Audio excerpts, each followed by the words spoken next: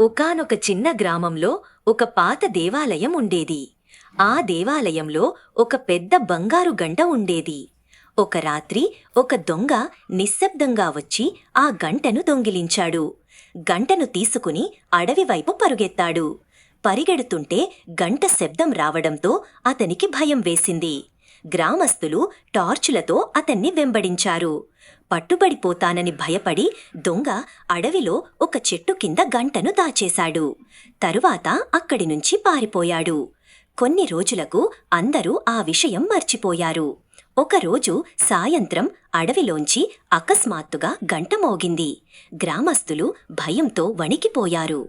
అడవిలో ప్రేతాలున్నాయేమో అని అనుకున్నారు. ఎవరూ అడవిలోకి వెళ్లేందుకు ధైర్యం చెయ్యలేదు. ఒక అవ్వ మాత్రం ఆ మాటలు నమ్మలేదు. ప్రేతాలు లేవు, నిజం ఏంటో తెలుసుకోవాలి అనుకుంది.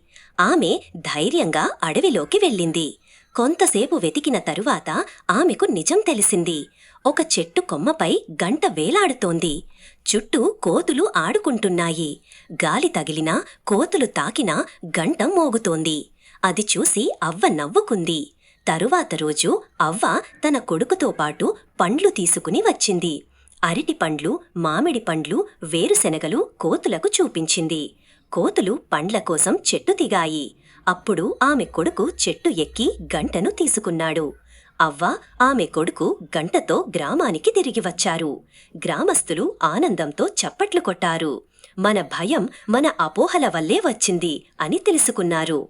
ఆ రోజు నుంచి గ్రామం మళ్లీ ప్రశాంతంగా మారింది.